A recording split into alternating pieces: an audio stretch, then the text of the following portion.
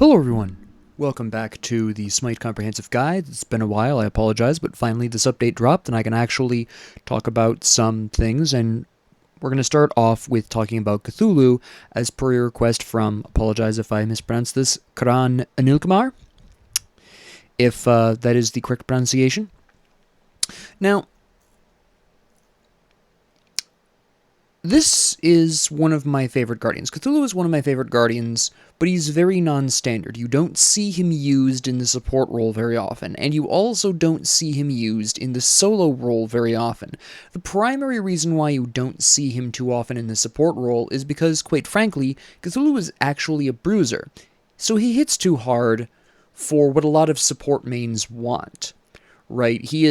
When he does support, it's a bit non-standard. I'll get into that with the build.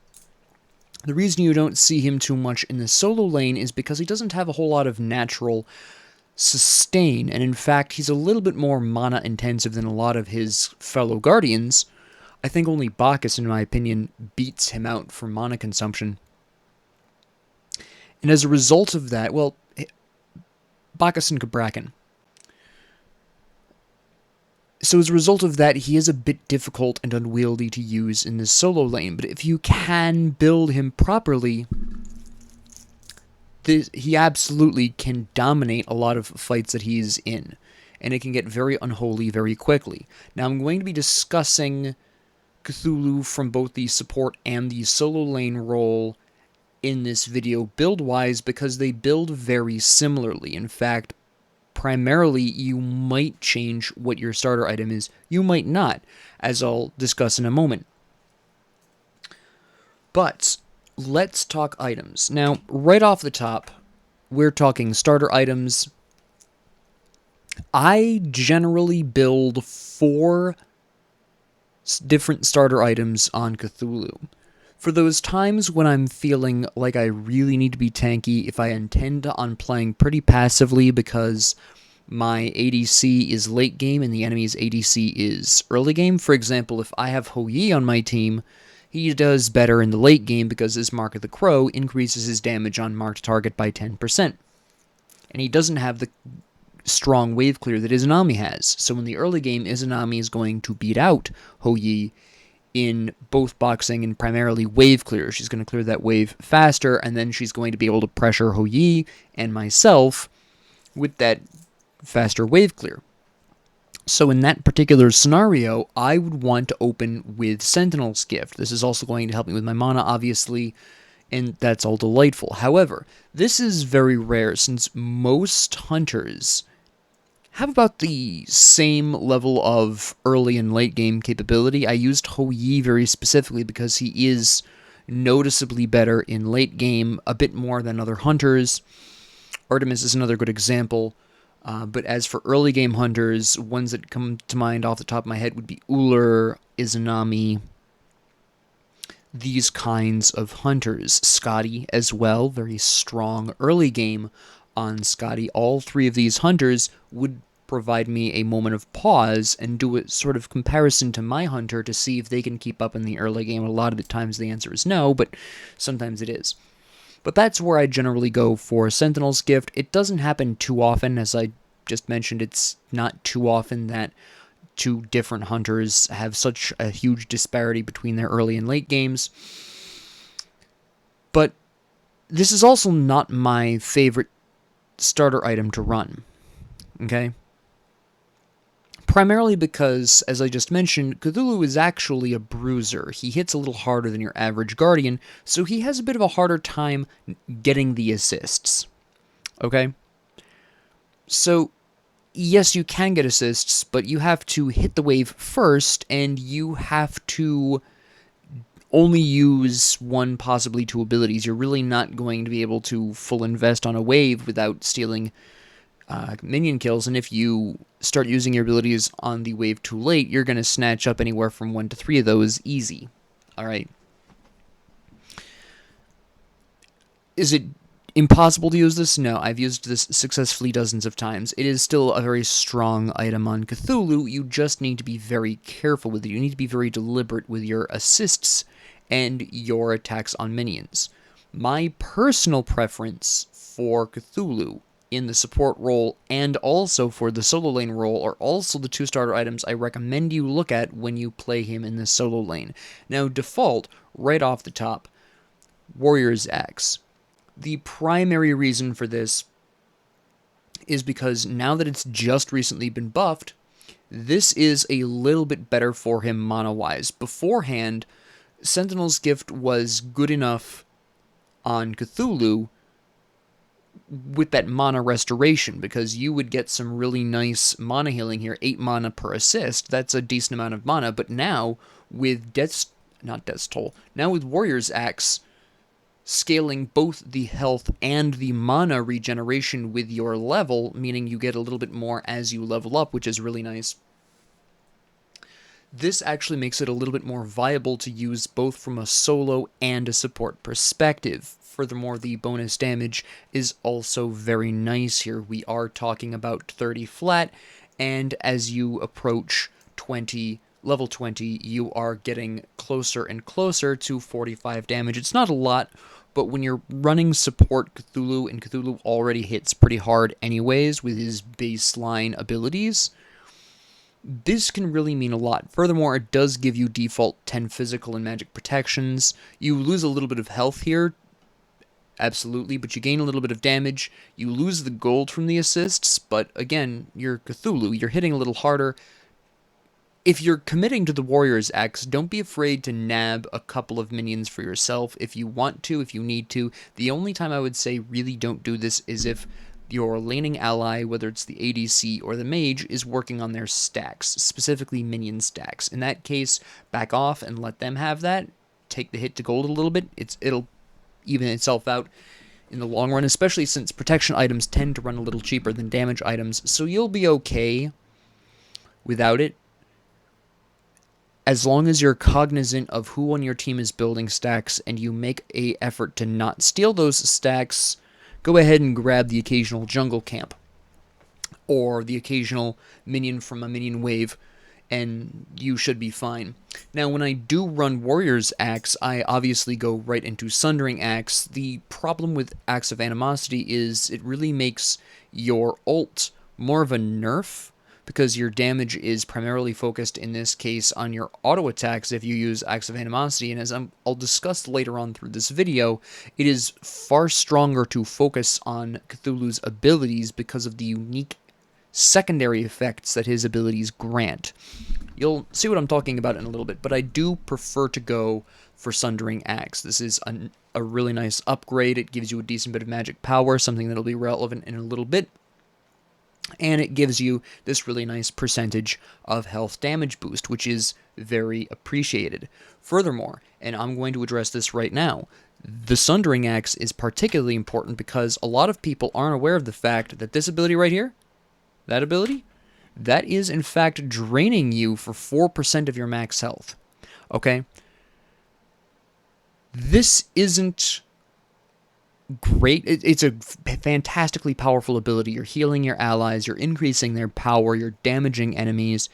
A 4% health drain, though, when you are trying to tank, can be a bit scary considering you are playing support or solo, both roles really looking to have high HP. And remember that your maximum HP increases by 20% when you're in your ult form, so that's actually draining you even more in that form than a lot of people think about.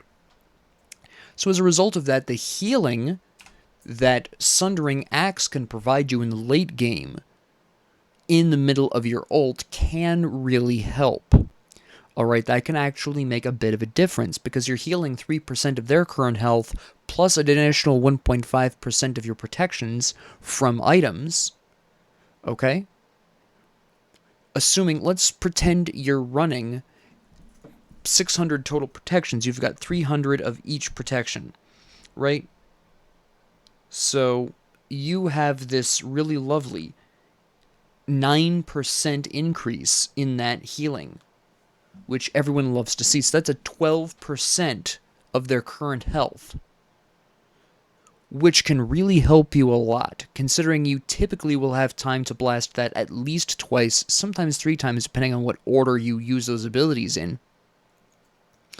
you can really heal that back relatively quickly. Obviously, their current health won't be fully healing you because it's 12. It's 12% exactly of their current health. Obviously, beta will be lower than their max health, so you might not restore 12% of your max health, obviously, but it does help. So this is why Sundering Axe or Warrior's Axe into Sundering Axe, especially post-update, is my current favorite starter item, regardless of whether I'm playing support or solo Cthulhu. Either way, this is one of my favorite items. Now, let's grab this, and I'll put two brief notes here on two other starter items I occasionally purchase. Obviously, if the enemy team has copious amounts of healing, say they've got Hercules with a Hell or a Chang'e, pretty spooky times, Hades, red flag, then I'll go into this, and usually I go into Tainted Amulet, again, to steal that healing. I do appreciate that. The only real reason I don't recommend Tainted Steel for every match is purely because you do not have any sort of mana restoration on this. Yes, when you blast enemies with damage, you get 15% of their healing. That's really nice. It does help you sustain if you're against the enemy healer consistently enough. If you're not really getting a whole lot of benefit out of this, at least in the early to mid game. Your benefits from this are inconsistent, but there is no mana restoration here. Now, on the plus side, you do get 5 more of each protection, which in the early game is quite a bit. But treat this with some caution if you are going to go this particular route as a starter item. Finally, if you're playing in the solo lane, you might want to think about Sands of Time primarily for that mana bonus, and you can get the always interesting alternate timeline. Now, I know the passive is generally considered inconsistent at best, and it is also true that it is inconsistently useful on Cthulhu, but because of the way I typically build Cthulhu, it tends to be more useful on Cthulhu than a lot of other people I've built it on. But really what you're building this for is the 10% cooldowns and the 45 of each protection. And the magic power isn't a bad thing either, because if you will take a moment to consider, let me actually sell this really quick and grab 100 power items so you can see very directly. We have 40% scaling on Sanity Break, 30% scaling on the Mire, and that hits twice, and 30% on Rushing Terror, with 20% on the projectiles. They just recently nerfed this, by the way.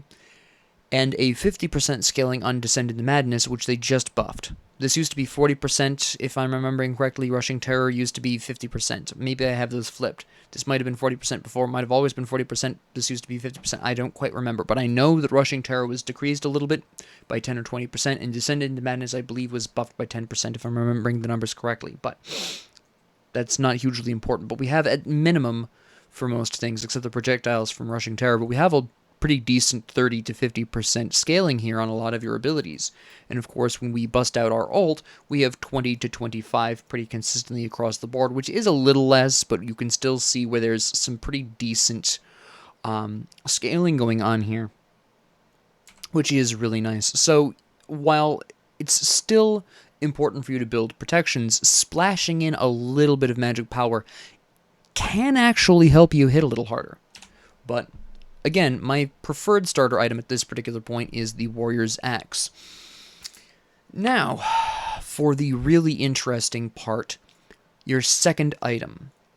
A lot of people, I am aware, are very fond of building Gauntlet of Thebes, but as I mentioned before, Cthulhu has a bit of a hard time getting stacks. Furthermore, Cthulhu has a variety of really interesting benefits that makes the Prophetic Cloak incredibly easy to stack. Primarily, let me just summon a Godbot really quick. I'll grab not Cthulhu. I am Cthulhu. I'll grab Guan Yu really quick here. Now look how far away I can hit Guan Yu from. I probably could have been slightly farther away from that, right? So we have that really great benefit. But what I'm really concerned about here, and the even stronger reason you should build this, let me fully stack the Prophetic Cloak so you can see what I'm talking about. There's a glitch. And you've probably noticed that the jungle practice is fairly glitchy overall, because obviously the new UI isn't being used here, but they do have the new items here. It's a wild time, but we now have the fully stacked Prophetic Cloak, right? This offers you damage mitigation at 400 to 600 protections.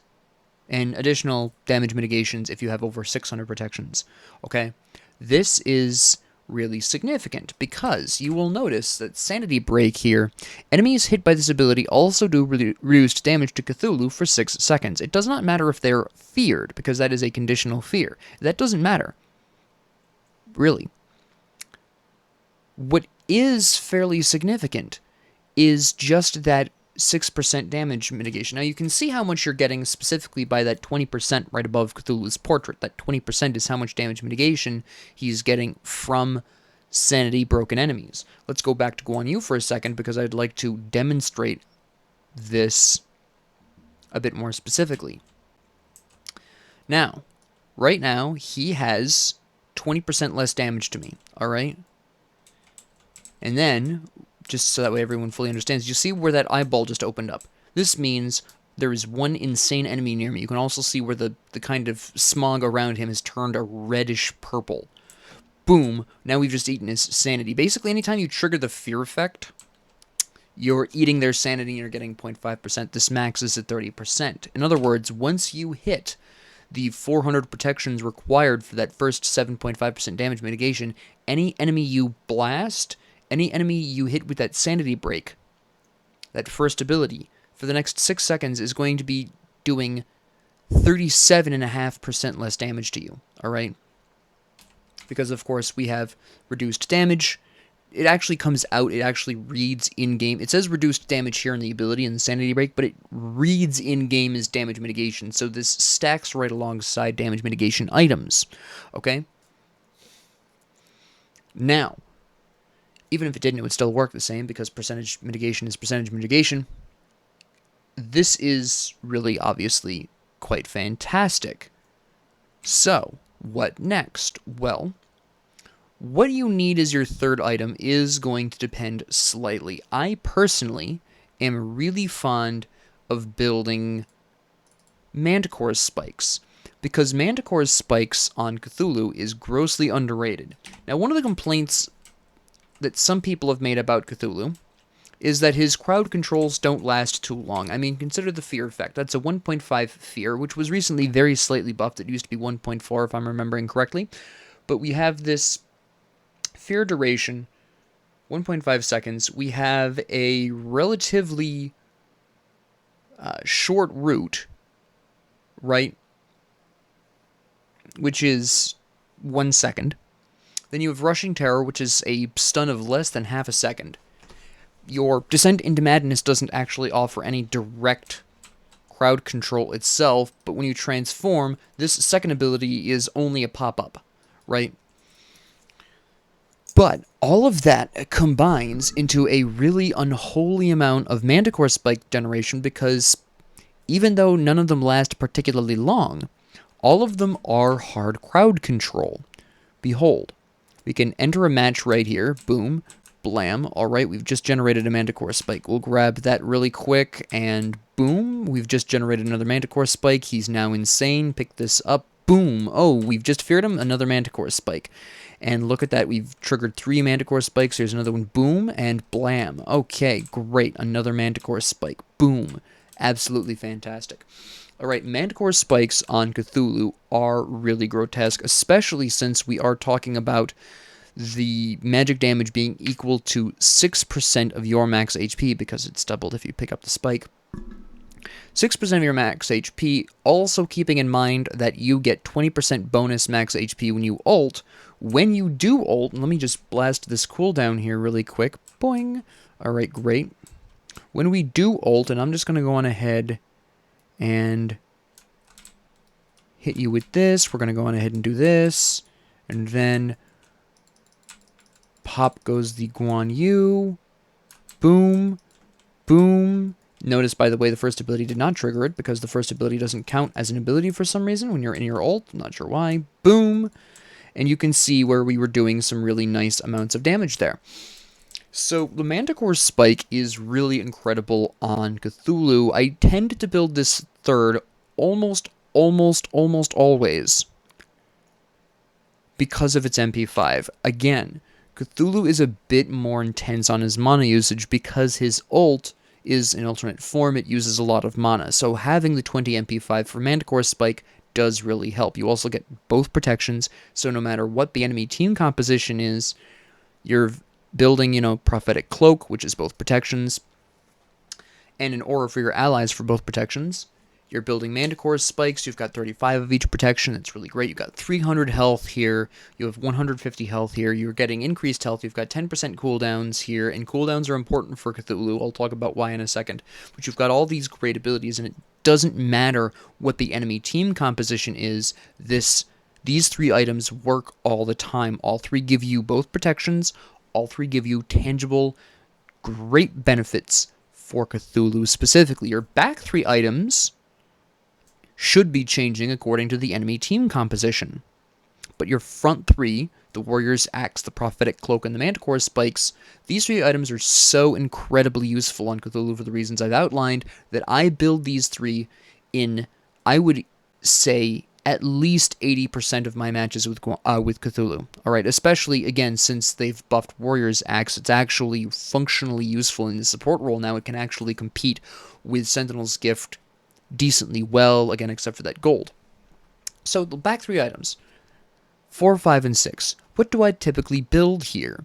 Well, that depends quite a bit.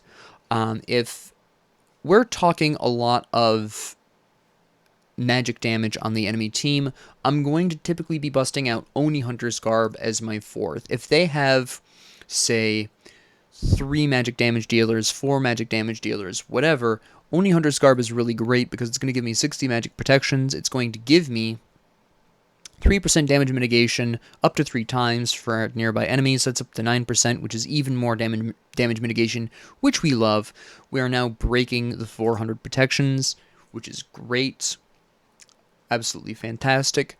If we're against a physical heavy comp, which is usually the case, I will instead grab Gladiator's Shield as my 4th item because, again, newsflash, all of your abilities deal damage. So every single ability of yours is proccing this. Okay?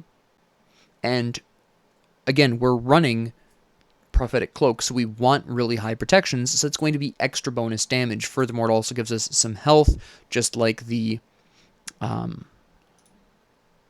me just run this. Just like Oni Hunter's Garb is giving us health, it's giving us a little less health. Obviously, it's 50 less, 10 less protections. It's 50 physical versus the 60 magic, but it does give us 10% cooldown, which I'll demonstrate at the end why cooldown is important for Cthulhu. But usually it's going to be Gladiator's Shield here because most team compositions are heavier on physical damage. Alright, then your 5th item would be Oni Hunter's Garb. And of course, naturally, if you're looking for something specific, right? If you... there is an alternate here. I do find Mystical Mail to be relatively good on Cthulhu. I prefer Gladiator's Shield, primarily due to the fact that it has cooldowns. Personal preference. If you do run Mystical Mail, I will talk about a variation, but for the 6th item, I will typically bust out a delicious Stone of Binding, alright, and then we evolve to Sundering Axe, of course. Now, the reason why I really like Stone of Binding is because, obviously, successfully hitting an enemy god with crowd control will place a debuff on them. We've already talked about how most of your abilities have hard crowd control. Well, this also happens to proc on the first hit of Mire when the enemy gets slowed as well, because Stone of Binding does proc on slows. But this is just a really nice added boost where you can also see where we're punching through to the wonderful 600 protection points, so we have an additional 7.5 damage mitigation, right? We have a really lovely time there. Alright, now you might have noticed that we are sitting at 10% cooldowns. So what I have been known to do, depending on my particular needs, although it's not that... well, I'll discuss that in a little bit, but this is absolutely fantastic, okay? Love this. Notice here that our cooldown on Sanity Break is 8 seconds. And that the reduced damage, the damage mitigation we get, lasts for 6 seconds. Once you hit this point, and you build the Potion of Power, lo and behold, 7 seconds. In other words, you can near constantly refresh the Sanity Break effect on enemies. They would have a second to do full damage to you, and even then it's still not going to be full damage because you've got Oni Hunter's Garb and you've got the Prophetic Cloak.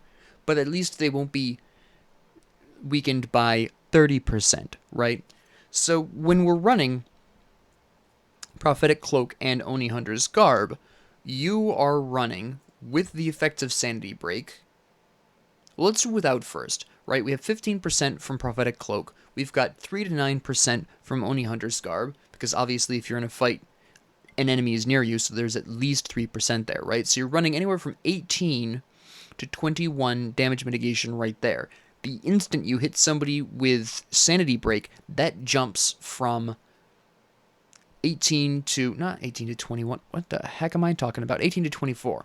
That jumps from 18 minimum all the way up to 48 to 54% damage mitigation once they're affected by Sanity Break. And you can refresh that 6-second duration every 7 seconds.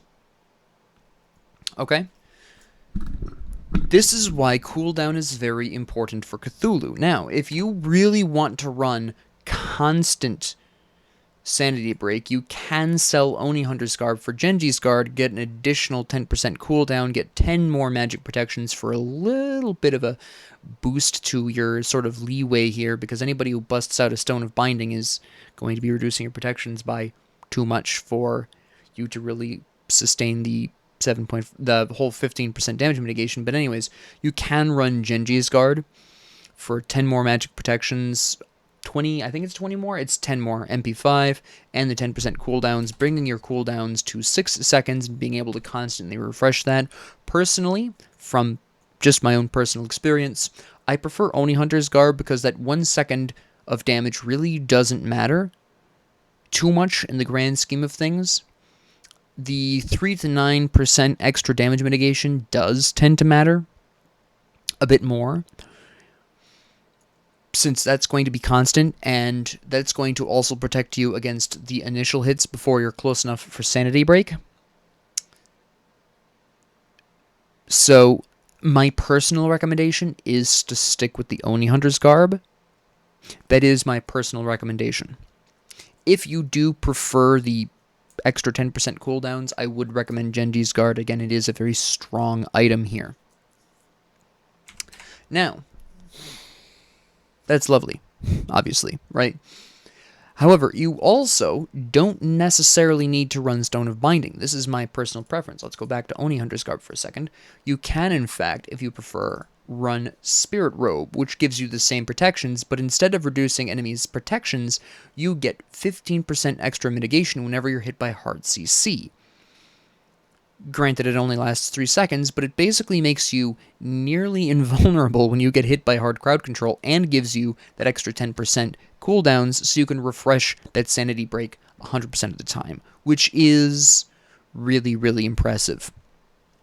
Now, which one you prefer is going to be up to you. Spirit Robe is for the more defensively minded Cthulhu players. If you like to survive, you like to outlast the enemy, then Spirit Robe is going to do a lot more good for you, because you are going to be deliberately getting into the line of fire, and that damage mitigation from hard CC is going to help you out more. But if you're more aggressive, you want to take some people down as well, Stone of Binding is a great option. Your Sanity Break isn't going to be constant, but you are reducing their protections by 20. Now, that only really helps against squishier targets. Personally, I'm a fan of Stone of Binding, but Spirit Robe has a lot of merit, and it really depends on how the match is going. If my team is ahead, I typically run Stone of Binding. If my team is behind, I typically run Spirit Robe. Alright. Now, I mentioned earlier how if you aren't running Glad Shield, there was a bit of a different version. You can run Mystical Mail instead, very strong contender. In this case, I will typically run Pridwin. You don't quite hit the glorious 600 protections without the elixir of defense. Obviously, instead of this, you can run the spirit robe as well. You don't get the 30% cooldowns. You're stuck at 20%, but either of these options are fine. Again, if we're looking to hit that 300 on each protection consistently, spirit robe is a better choice here. But if you are running the mystical mail, you can also run and really give up on the cooldowns. Run Stone of Binding, then they have 2 seconds to do more damage to you, but that is going to come down to your preference. Again, I really like Gladiator's Shield because that every one of your abilities, except for your first ability on your ult, is triggering Gladiator's Shield, which is really nice, and I am fond of either Stone of Binding or Spirit Robe. Both have great merits. Again, for me personally, it does depend on, very specifically, how far ahead or behind my team is. Now, if you need anti-heal, you can absolutely swap out either Gladiator's Shield or Oni Hunter's Garb. I tend to swap Oni Hunter's Garb, personally, for Pestilence. Alright, if I need the anti-healing, Pestilence is a little bit better for that because it does actually have not only the anti-healing aura, but it also has the passive that reduces their healing additionally. So if I do need anti-healing, I do immediately go for the Pestilence. Yes, I lose that damage mitigation from the Oni Hunter's Garb, but I do get a good 20 more magic protections. I do get 50 more health. I believe it's 50 more health. It is 50 more health, yeah. I do lose the MP5. If you do prefer, if the Oni Hunter's Garb is something you just really appreciate, you can 100% absolutely go in for Contagion instead. That is totally up to you. It does offer you MP5, it does offer you 10 more physical protections, it does still offer you some good mana, and it gives you a little bit of a bonus damage wave, which, if you do run Contagion, if you decide to go with the Contagion route, I must strongly advise you to run Spirit Robe and then deliberately get hit by as much hard CC as you can. Just absolutely make their lives miserable and make them afraid to hit you with crowd control. Because that will happen. Alright? But you're already looking to get hit by hard CC anyways, so you can bust out this really impressive wave of damage on Contagion, so why not get some damage mitigation at the same time, right? So whether you use your physical item or your magic item for your anti-healing, that is your choice, that is your preference. Again, I do have a personal preference for Pestilence, but Contagion offers a number of merits as well. Which one between Stone of Binding or Spirit Robe you want usually is personal preference, or you adjust that depending on how your team is doing. But that is generally how I approach building Cthulhu for both the solo and the support roles, because with this, you are still giving your allies protections via the Evolved Prophetic Cloak. You are still able to deal pretty substantial amounts of damage through Sundering Axe, Manticore Spike, and Glad Shield, all of which also give you defensive boosts, and you're able to remain tanky with Oni Hunter's Garb and Spirit Robe, or if you use Stone of Binding instead, this also helps you with your damage a little bit and gives you protections. So this is a really great way of building Cthulhu, and you might be wondering, well, Professor, this sounds very incongruous how you normally recommend building supports, playing supports, because you're often about don't kill, enemy gods as a support unless you're Atlas in the early to mid game, because he's really the only one that I've talked about that I've said, hey, if you get a kill or two in the early to mid game with Atlas, don't sweat it. You can roll that into some good damage and help your allies later on in the game. It's perfectly true. For Cthulhu, he runs on a very old meme idea from way back in the day when Cabrakan was hideously broken. He hit way too hard. And older Smite players who might watch me who were there will remember exactly what I'm talking about. But way back in the day, Cabrakan was hideously overpowered, thus his nickname of Cabroken.